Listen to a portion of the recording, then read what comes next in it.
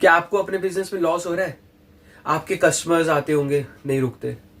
आप बहुत कोशिश करके अच्छी क्वालिटी का कुछ प्रोडक्ट लॉन्च करना चाहते होगे, होता ही नहीं होगा। आपके पास एक्सपर्ट टीम नहीं है, आपके पास कैश फ्लो नहीं है, वर्किंग कैपिटल नहीं है। आप ये 5 MBA के गुरु मंत्र हैं, आप ये फॉलो कर लो। टाटा, बिरला, अंबानीज, ये सब यही फॉलो करते हैं।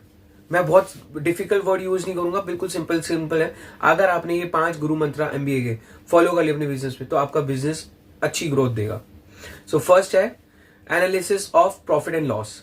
आपको अपने प्रॉफिट एंड लॉस के बारे में पता होना चाहिए पर डे का।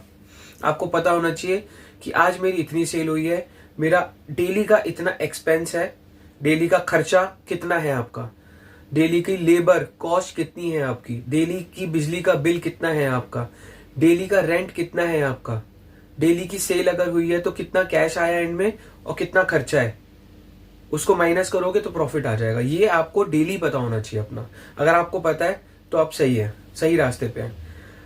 उसके बाद सेकंड आता है सेल्स। सेल्स सबसे ज्यादा इंपॉर्टेंट होती है किसी भी बिजनेस में, चाहे डिस्ट्रीब्यूशन बिजनेस हो, चाहे होलसेल बिजनेस हो, चाहे कोई रेस्टोरेंट हो, सैलून हो। अगर आपकी सेल्स अच्छी है तो आप कहीं ना कहीं प्रॉफिट मार्जिन निकाल लोगे, चाहे 10% चाहे 15%। तो फोकस करो कि आपकी सेल्स हर महीने कुछ ना कुछ परसेंट बढ़े। चाहे आपको कुछ भी करना पड़े, आपको मार्केट जाना पड़े, आपको एक हायर करना पड़े सेल्स का बंदा, बट आपकी सेल्स बढ़ानी है आपको। उसके बाद थर्ड पॉइंट आता है मार्केटिंग। मैंने क्या कर रखा है अपने बिजनेस में, मैं अपनी सेल्स का 2 से 3% मार्केटिंग के लिए रखता हूँ। कभी कभी ऐसा भी होता है फेस्टिवल सीजन पे मुझे ज्यादा मार्केटिंग करनी पड़ती है तो मैं अपने पास से लगाता हूँ, बट मार्केटिंग हर महीने करता हूँ मैं। डेली पैम्फलेट बढ़ते हैं, डेली हुडिंग्स लगती हैं, डेली कोई ना कोई मेरे सोशल मीडिया पे डेली कोई ना कोई पोस्ट आती है। So marketing it's like a fuel for your business. अगर आप मार्केटिंग कराओगे तो आपका बिजनेस कभी डेड नहीं होगा। उसके बाद नेक्स्ट पॉइंट आता है आपका बुक कीपिंग।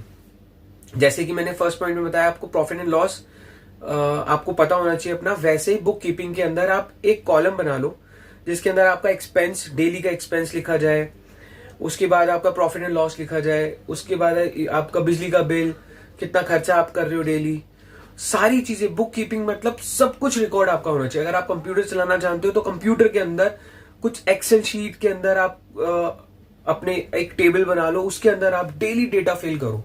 इससे क्या होगा, आपको पता रहेगा कि आपके बिजनेस में क्या हो रहा है। आपको कुछ नहीं करना होगा, किसी से पूछने की जरूरत नहीं आज क्या सामान है। आपको पता होगा कि 2 दिन पहले आपका ये चीज इतनी लगी थी, इतना मेरा प्रॉफिट हुआ, तो आज मुझे ये चीज ऐसे कर रही है। आप ये करके देखो, ट्रस्ट में आपको बहुत हेल्प होगी। लास्ट पॉइंट आता है market analysis. So market analysis का मतलब है कि आपको अपनी फील्ड के मार्केट में जाकर के नए ट्रेंड्स आपको देखने हैं।